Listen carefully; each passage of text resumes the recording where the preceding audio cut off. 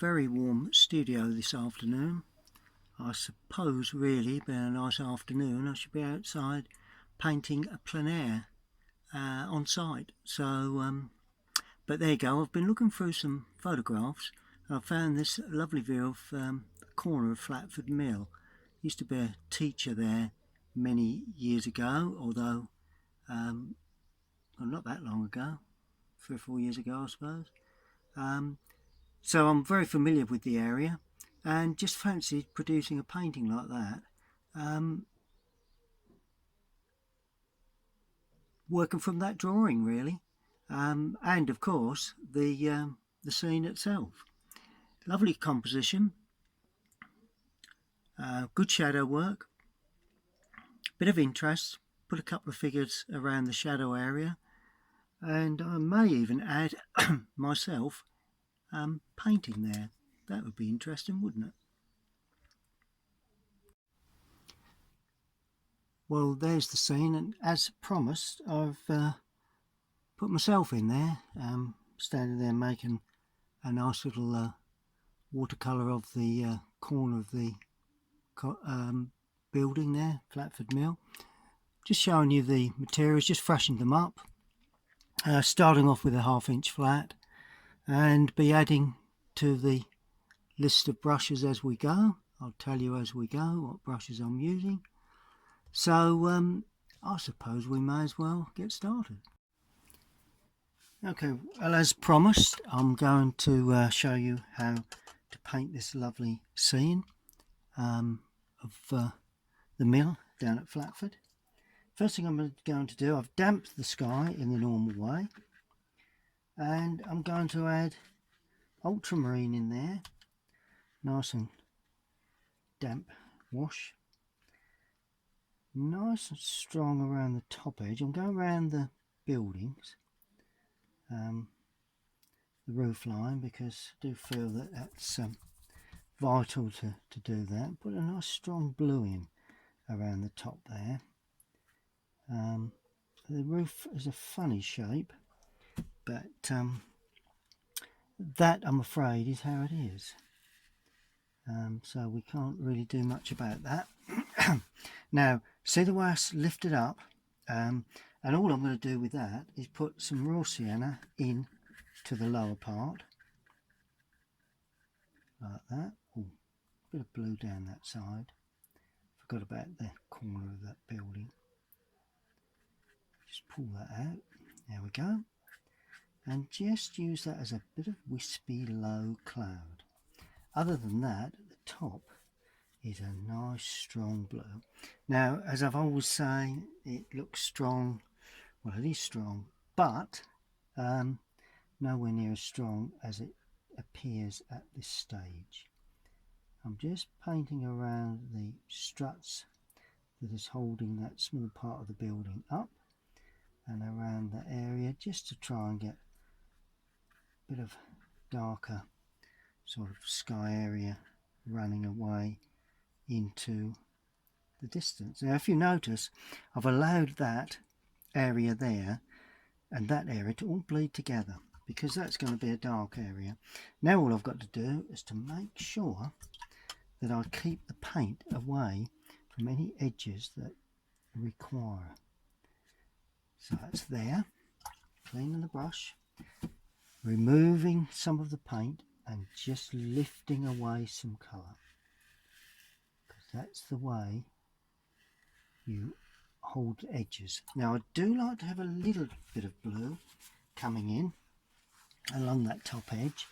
Another way is just to get a bit of kitchen towel and just spread that across the top like that. That'll remove it. I don't mind a little bit of the blue coming across the edges, but don't want too much. Good, that's okay. Let's get rid of that. Then I'm going to paint the land, or the track. Now, I've started off with cerulean blue. Then I'm adding a bit of light red to that, just a touch of light red, because it is gravelly, so that we need to show. Now, most of these grasses will be darker, but I'm leaving some shafts of unpainted areas to indicate some of the reed beds around that sort of area. Just going around my easel and feet. There we go, as that sweeps away. And as I come into the foreground, a bit of burnt umber.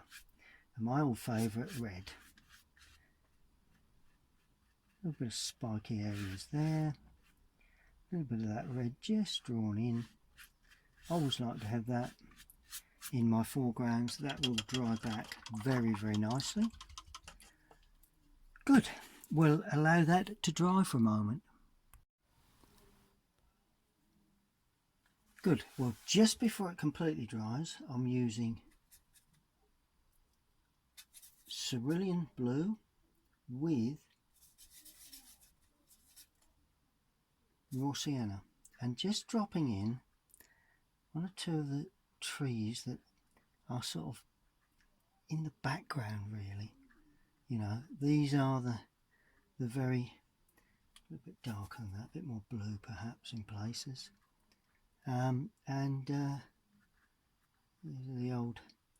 There's a bit of a fern area there that stands up, one of these old sort of trees that stand up. There we go. And I'm going a little bit darker now, so a bit more depth of colour, just so as we can get a little bit of colour holding, using the side of this 1/2 inch flat. Use that quite a lot just recently, if you've noticed on my videos, which not always done that. Don't very often use, well, do use flats, but not to any great degree. Now a bit more blue with that. Now just to create some depth. While it's still slightly damp, I'm painting around the figures, because at the moment they will be, could have a little bit of light on them. There's always the chance that you get if you leave them, but if you paint over them they've got to be darker. That finishes somewhere there and just moulds away out of picture. So that's really our distant leafing. This area of hedging will come in later, somewhat stronger and somewhat darker. But other than that, just an edge there that I can see needs just lifting away. There we go. Other than that, just allow that to completely dry. Right, now I'm going to paint in the roof. I'm going to use light red for this. And a little burnt umber, not a lot. And this red is exceptionally, well, considerably dark. Well, certainly darker than the brickwork anyway. So what I'm going to do, I'm going to, with the side of the brush, I'm going to indicate a hint of ridge tiling. A little bit of an angle to that roof, which is quite normal with these old buildings. I don't want that to be too low. Just see where I'm just giving a suggestion of ridge tile work. Right, now this then paints down like that, finishes nicely on there, and we need to come across, just touching here and there, but leaving one or two areas unpainted. There we go. Bit of burnt sienna going in now, just to wing the changes a little, using the side of the brush to paint that small roof that stands out there, and running across like that. Keep it nice and fluid if you can. You know, I know it is an old roof, so you know, if you end up with one or two lines, not too concerned. I'm not looking for a dead smooth finish, because I'm sure that there's a bit of an angle to those roof areas, those window areas, and then I'll come down, that's the jointing, and finish at the gutter line. It's all flowing very, very nicely, nice and rich nice rich warm colour. The brickwork finishes there, or the roof finishes there. And while I have this, I'm going to use the flat to put in the edge of the roof there and the edge of the roof there, so we can see the gable point there. Good, so that's that. The next area will be the wall. Now the wall itself is a bit more yellowy, nowhere near as strong in tone, so I'm using raw sienna with a little bit of that burnt sienna and light red in there, not too much. Just see what sort of tone we get. There we go. Let's use a bit darker up there because I think it appears a little darker there. Notice where I'm leaving a gap for the jointing, the jointing of the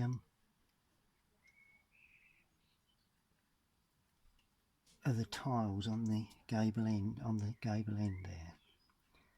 And we have got a little bit of loosening. Then we do have another area of brickwork that runs like that. That's why I've left a small bead of white there. There we go. Then adding burnt sienna, a little bit of raw sienna, and then we continue painting around our windows. A little bit arched, these windows, got a little bit of a curve to the top of them.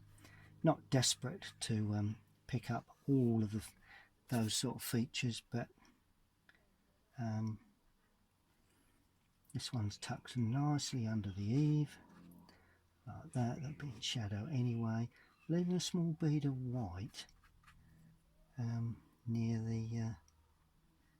the gutter. Notice that? And also there's another row of unusual or different types of bricks there. So I'm leaving a patch of white there, just to indicate where they come. And then as the brush runs out of paint, I'm just bringing that down because I want the front of that building, not so much this side, to glow.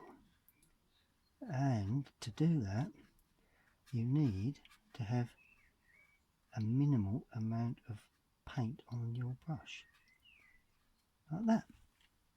So all of a sudden, just finish that corner. So all of a sudden, you've got a lovely tone between the roof, which is darker, and the lighter brickwork. Notice I'm not worrying about individual bricks. It's only sunlight hitting on the building itself. Right, now that is coming dry, so that's good. Next area will be the windows, I think. Now the window areas, do those first, and they may very well reflect the sky. But I'm not putting in the same blue as the sky itself. I'm putting in the cerulean, because quite often these windows, when they reflect, they don't actually reflect the same colour as because it's glass, it's a reflection, it's not a blue sky. Otherwise, if you put the same blue in, it looks as if there's a hole in the roof. Right, now the other windows, because they face away from the sky, they will be considerably gone to red there as well as the blue, but it doesn't matter. There we are. That'll do us. Cadmium red and ultramarine blue, and just sort of like a warm tone to this, not too much on the brush because it's nice sometimes to have and I'm just dragging from the top like that. See the way I'm treating those? There's only one up right there. Let's just lose that. There we go. See the way I'm just treating that very simply. Now there's lots of small panes of glass in that one, that one, that one and that one. So what I'm going to do, I'm going to forget all about that, and I'm just going to use that brush, just slipped down, take a bit more paint off of that, just slipped down like that, and that gives me the impression that there is glazing, but there's also a minimal amount of cross sections. You know, it just saves all that little dotting around with all the little pieces of window framing.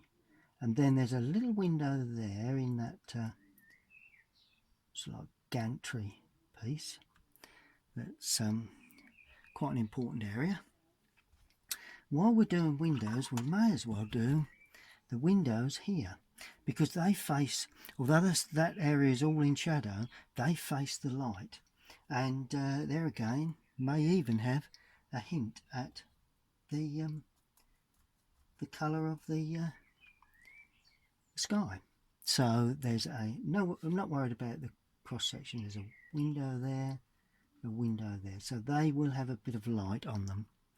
Well, there's also another one just there, and another one there, another one there, small one there.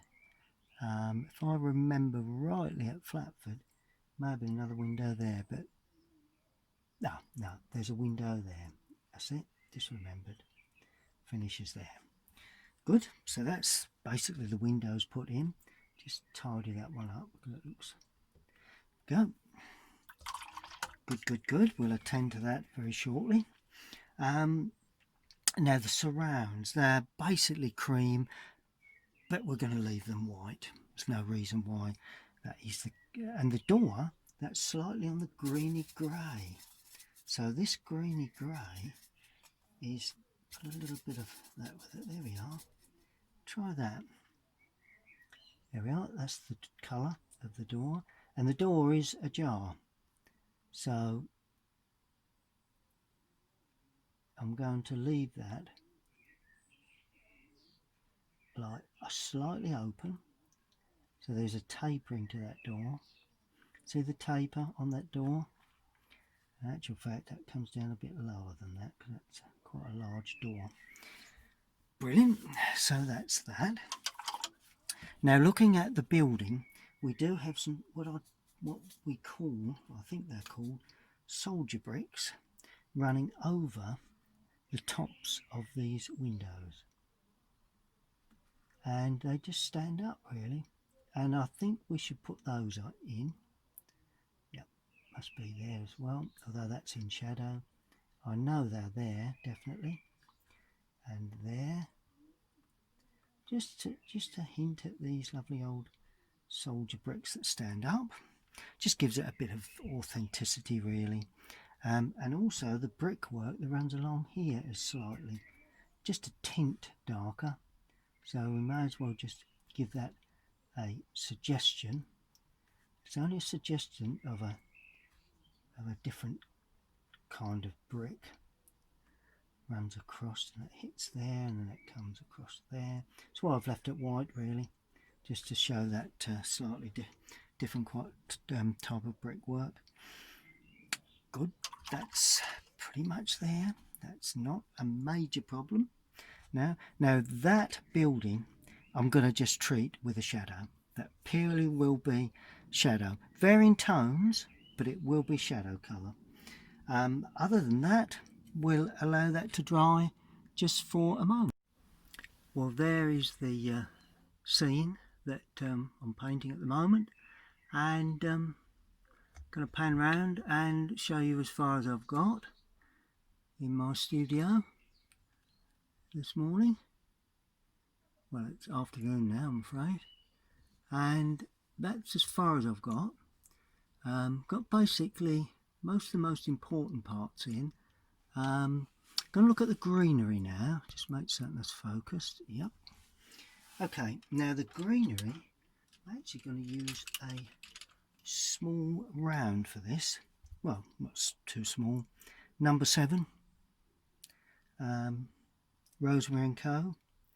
It's Colinsteedart Sable, Series 33, and lovely brushes. Now I'm going to put a bit of greenery around. I notice that there's a bit of yellowing to the greenery. There's that type of year where we've got a little bit of planting. But other than that, oh, there's a little bit of yellowing there too. A bit of cadmium as well, just to ring the change. Yellowy greens. They're nice to have a bit of red as well. But yeah, let's just go for a tad of red. And all we've got to do is just drop the red in here and there, really. You know, I'm not particularly depicting any particular plants, but when you paint the green, then you'll see the red come up. And now I'm using cadmium yellow and ultramarine blue. Let's clean that ultramarine purely because I've had red in there, so it's not good when you're trying to mix greens. There we are, red and a blue. There we are. That's why people get muddy greens, because they quite often have reds in their greens,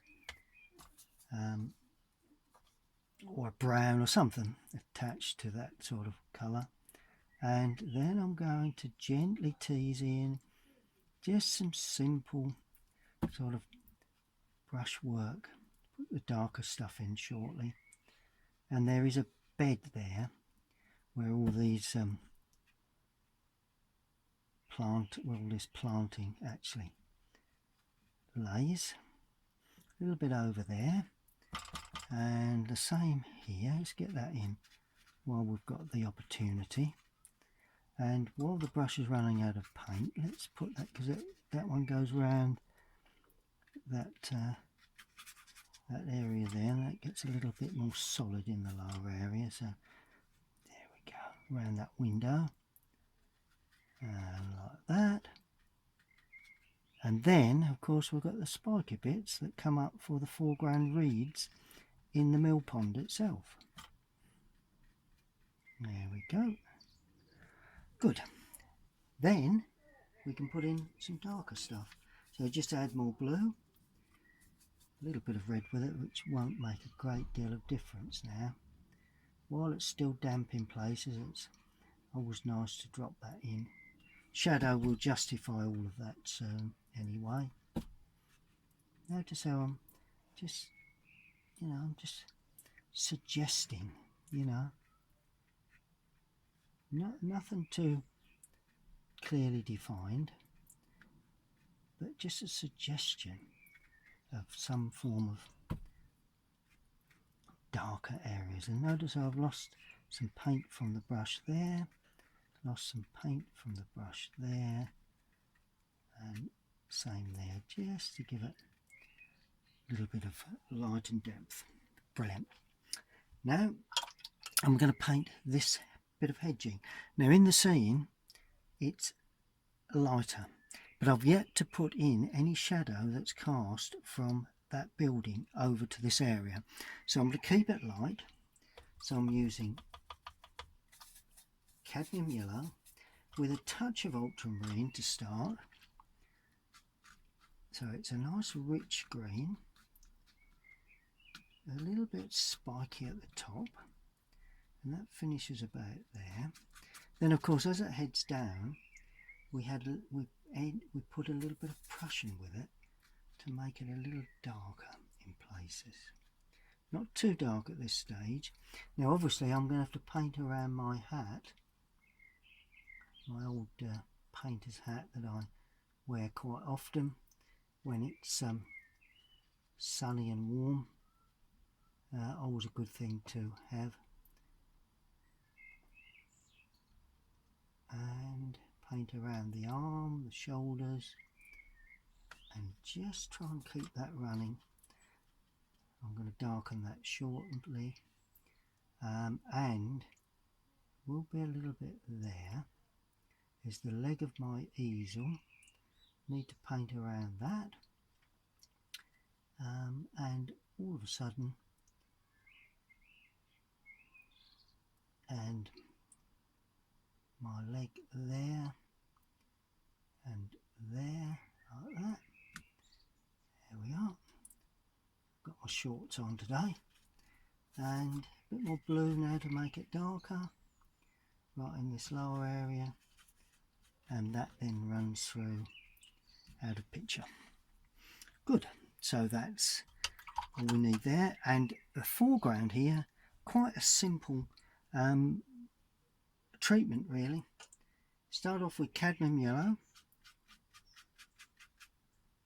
very weak mix cadmium yellow, leaving some areas unpainted for the tops of those reeds. Notice how the reeds stand out like nicely. Now I'm adding a little bit of burnt sienna, quite a lot of burnt sienna. Okay, oh well, turn up for the book. And then I'm going in with Prussian blue. Now the Prussian blue will be lifted up, sometimes painted down, sometimes lifted up, painted down, mainly in the lower area. One or two little touches here and there, slightly brown, slightly blue, and just to give us a nice warm suggestion of, and then as we go out of picture we add more blue to make it nice and deep dark, and then that springs up as more foreground reeds that are just slightly stronger, perhaps another area there, but altogether quite dark. It holds in that right hand side, and you can see the tops just catching a bit of light. You can knock them back later on with shadow once it dries if we feel that that is a little strong for the whole picture, but we'll play that by ear as we go. Got the tape round this time, so we won't be able to see where we're at until we take the tape off. Right, let's deal with I think the next stage will be dropping in some colour into the figures, and then the door opening. Now the door opening, we need plenty of blue, ultramarine, with, I've got the cadmium yellow, and I'm going to paint in the top of where the door is ajar, and leaving the white frame unpainted. It's quite a thick white frame, although that side it's thinner because it's away from us slightly. Then as we head down to the lower part, the way you make it look as if there's a bit of light going into the building, you use a warm colour and you touch up into that. It's a little bit more dampness, and you let that bleed down, and all of a sudden,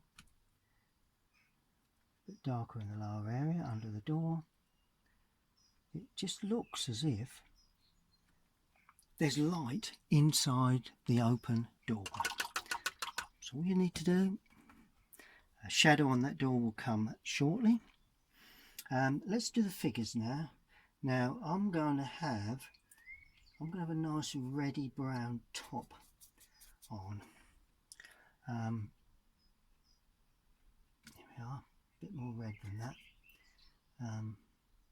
And it's short sleeve, so finishes there. The arm then comes down, and around the back edge, a little bit on that there, then the arm comes, back of the arm comes down there, and the t-shirt comes down to about there.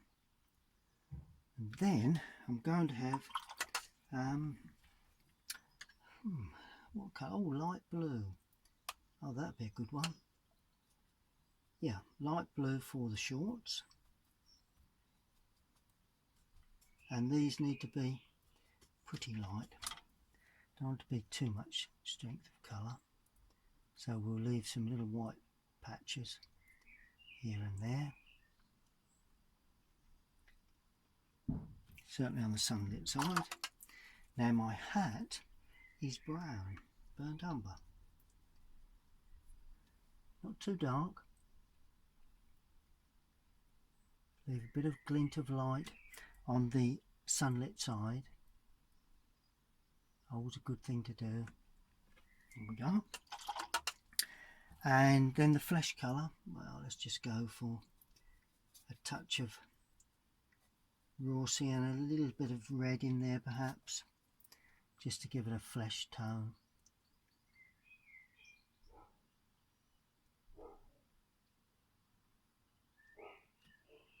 And legs, in actual fact that should go like that, that's better. Legs down the back edge like that. We'll have shadow where the feet are, so that's not a problem. And we're going to have got quite dark brown hair, but we don't want to be too dark on that, so let's be very, very light. There we go. And now the other two figures I'm going to leave until after I've produced the shadow.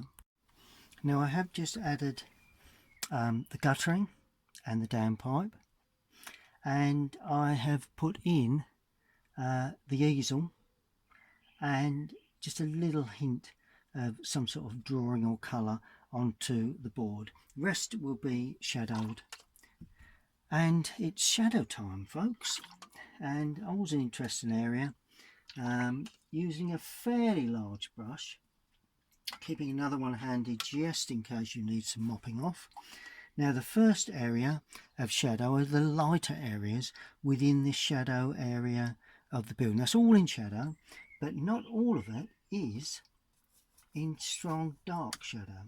There are some areas that they're still shadowed, but they are rendered so they are a little lighter, and that area is an area there where that window actually stands out like that. That one there where that window stands out, and also that window is slightly different, it's got a hip on that, but that is also rendered.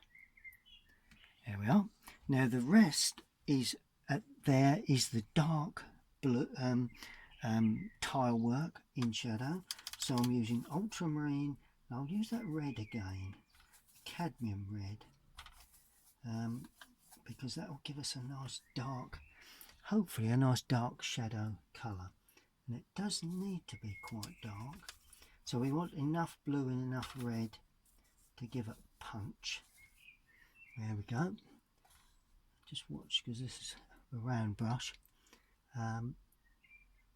And then we have the roof line like that with perspective.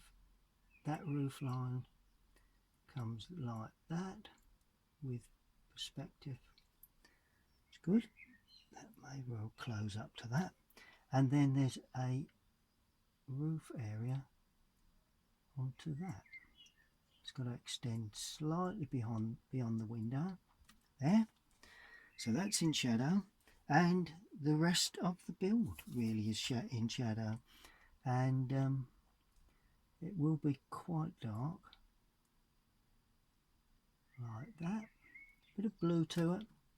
Always nice to have a little bit of blue to your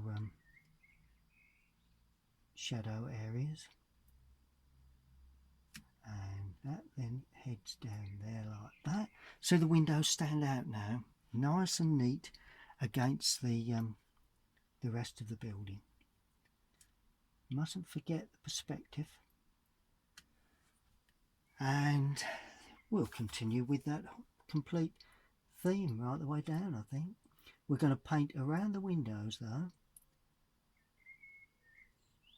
because I do feel they need at this stage to be left unpainted, remembering the perspective on all of these little touches.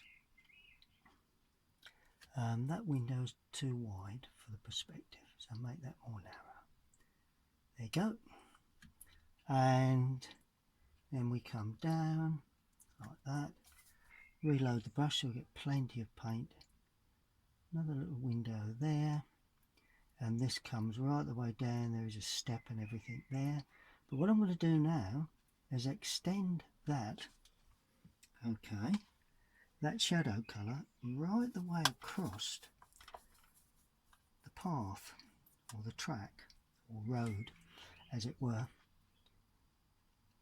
Now those figures can, and if you notice it's slightly lighter, not quite as dark, and that also runs right the way through like that at the back, and that then heads at a bit of an angle because it's on the front, and then you have the shadow from this hedging, which heads off like that. There we go. Yeah, that's pretty much of a muchness, I think. And I think, to be fair, those figures need to be in shadow as well. So let's give them a slightly different colour, but in their rightful places.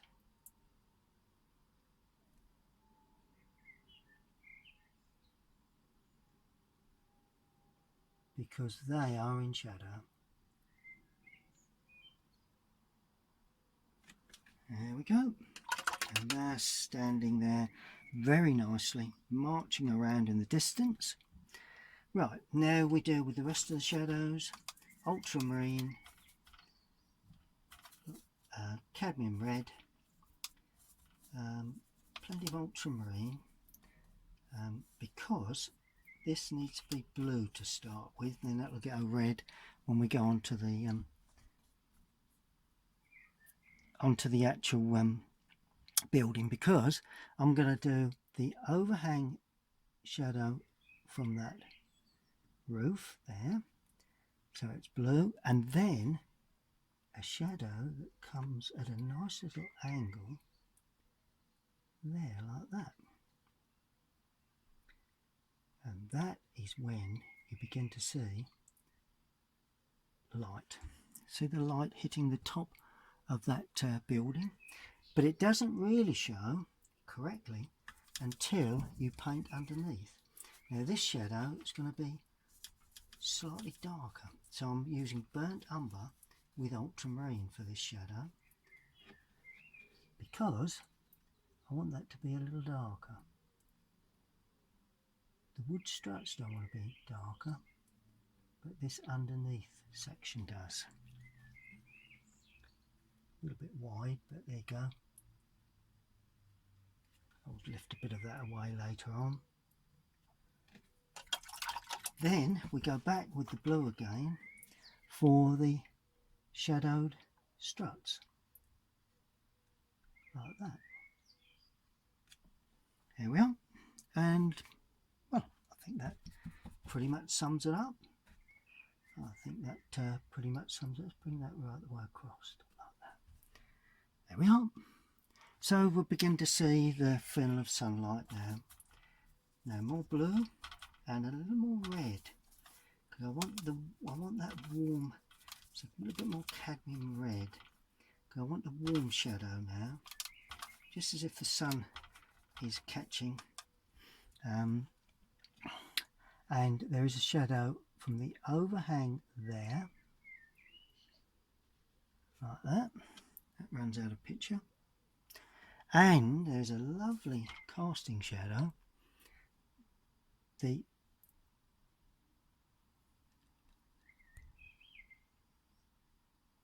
sun is actually hitting the front, but that causes a shadow to come across there like that.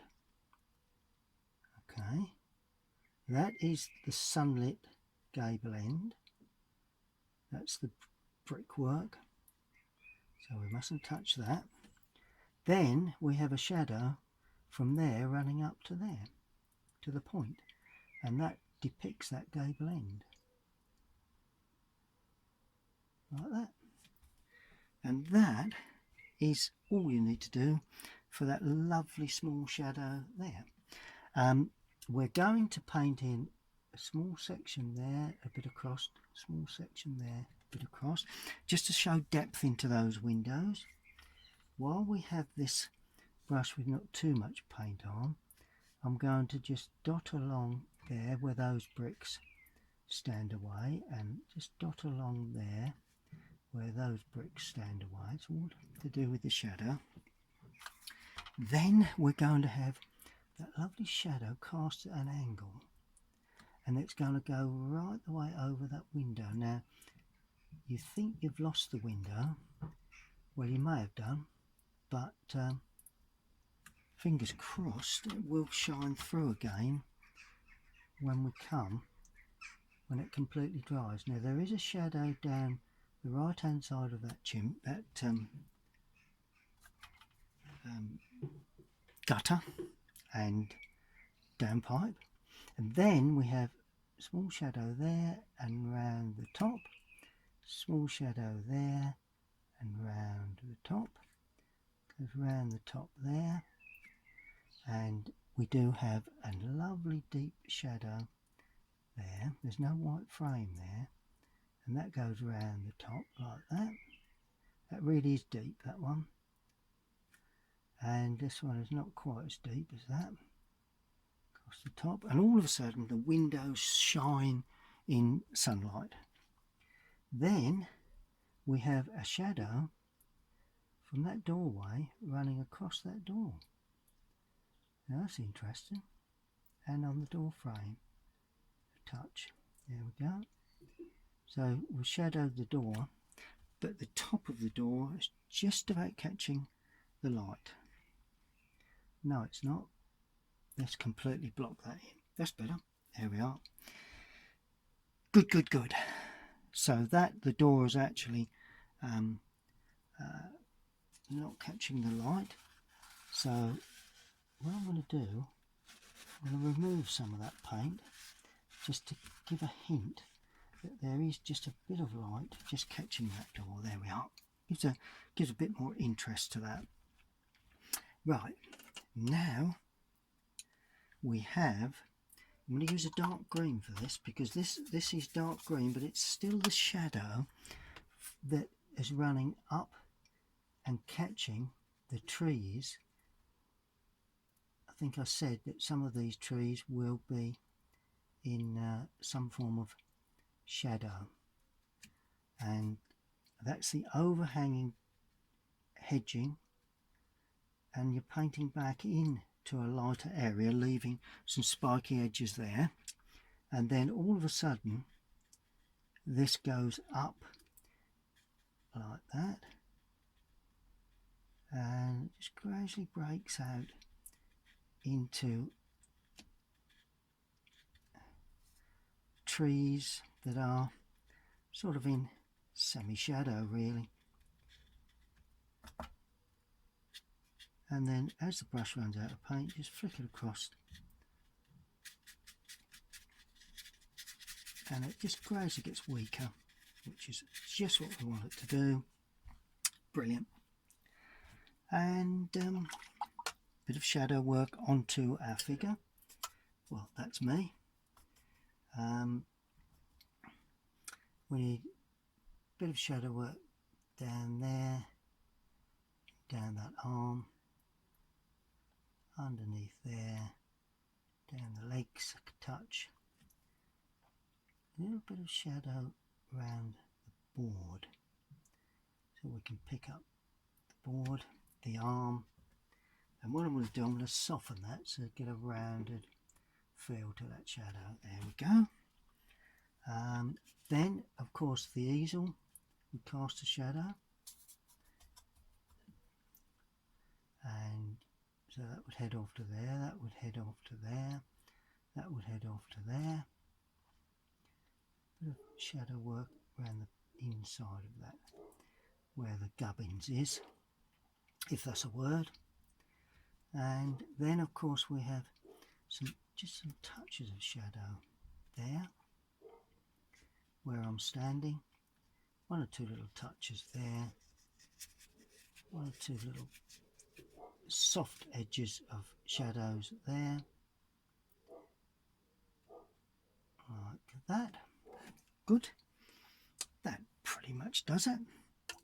And then finally I'm going to lay some blue shadow just onto parts of this. Now I'm going to lay some blue shadow onto some of that, because out of picture we're getting a little bit of shadow from whatever we've got out of picture. And then that casts a lovely shadow across the foreground like that goes round the corner, and then plenty of blue in the mix to pull that, give it a bit of atmosphere across that foreground. There you go. And then just damp it, really, just lightly damp it, just to blend it here and there. Don't want too many hard edges at that point. Good. Well, we've just got the door handle to put on, which goes there, nice large door catch, and a little shadow from the right hand side, the overhanging of those bushes there. Another lovely dense area there. Open it up a little. Some little touches of shadow here and there, little touches of shadow running across the window as well. That'd be interesting. Gives it a sort of a mystical feel. Oh, and also there, we don't want that running into picture. That gives it a lovely mystical feel. Gets rid of that problem out there. And then a little touch there, running across that window. There like that. And of course, on the steps, there's steps there. Paint back to get those little touches there. No light this side. Shadow, additional shadow there. Just tidy that corner up like that. And just wondering whether we need just a touch more shadow onto those windows, just to take off that real glazed look. There we go. That just looked like sunlight glazing rather than shadow glazed. And there will be just an additional shadow on the overhang of that roof there. There's one or two little additional shadows here and there that are required, like that, as it goes up. Brilliant. All we need to do now is to take the surround off. Well, there's the finished work. I've taken the tape off. Just needs to be signed. I'm going to put the signature down in this bottom right hand corner. Just point the brush well and just put signature there so that you can see who actually painted this, which one day could be important, but on the other hand, who knows. Good, that's my signature. That's the painting. Come off quite well actually. Me standing there painting, looking at Flatford Mill, and it was taken from that photograph there, which I think is a lovely little subject. Painted that many times, but never as a film or a video. So I hope you've enjoyed that video. It has everything one would wish to take into account when painting buildings, figures, roof work, windows, different techniques for windows, trees, and I do hope you've enjoyed that one. And please subscribe if you like my channels, and we'll see you all again very soon.